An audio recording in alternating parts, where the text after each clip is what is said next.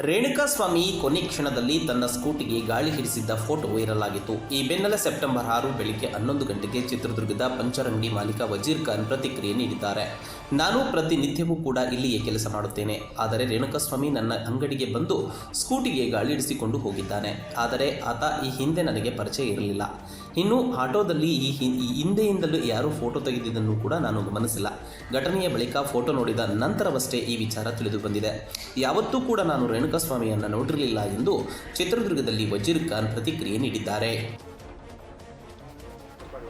ಇಲ್ಲಿ ನಾನು ಕೆಲಸ ಮಾಡ್ತಿದ್ದೆ. ಫೋಟೋ ತೆಗೆದಿರೋದು ಏನೋ ವಿಷಯ ನನಗಂತೂ ಗೊತ್ತಿಲ್ಲ.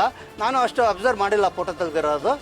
ಬಂದು ಕೆಲಸ ಮಾಡಿಸ್ಕೊಂಡು ಹೋಗಿರ್ಬೋದು. ಒಂದು ಸತಿ ಅಂತೂ ನೋಡಿಲ್ಲ, ನನಗೆ ಪರಿಚಯನೂ ಇಲ್ಲ, ಅಷ್ಟು ಏನು ಗೊತ್ತಿಲ್ಲ ನನಗೆ. ಇಲ್ಲ ಇದು ಮಾಡ್ತಿದ್ದೀನಿ ಅಷ್ಟೇ.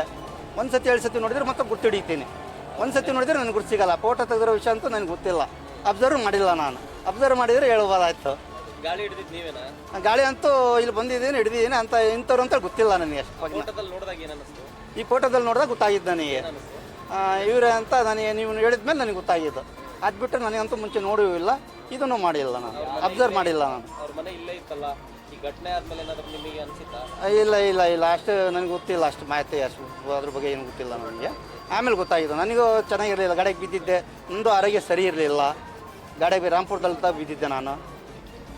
ಮೊದಲು ಈ ರೋಡಲ್ಲೇ ಓಡಾಡ್ತಿದ್ನಲ್ಲ, ಯಾವತ್ತೂ ನೋಡಿಲ್ಲ ನಾನು, ಯಾವತ್ತೂ ನೋಡಿಲ್ಲ. ಈಗ ಫೋಟೋ ನೋಡಿದ್ದೆ, ಈಗ ನೋಡಿದ್ರೆ ಗೊತ್ತಾಗಿದ್ದು ನನಗೆ. ಆಮೇಲೆ ಗೊತ್ತಾಗಿತ್ತು, ಅದಾದಮೇಲೆ ಘಟನೆ ಆದಮೇಲೆ ಏನಂತ ಗೊತ್ತಾಯಿತು? ಹಿಂಗೆ ಆಗೈತೆ ಅಂತೇಳಿ. ಅದು ಬಿಟ್ಟರೆ ಏನು ಅದ್ರ ಮಾಹಿತಿ ಅಷ್ಟು ಬಗ್ಗೆ ಗೊತ್ತಿಲ್ಲ ನನಗೆ. ನಿಮ್ಮ ಹೆಸರು? ವಜೀರ್ ಖಾನ್ ಅಂತೇಳಿ.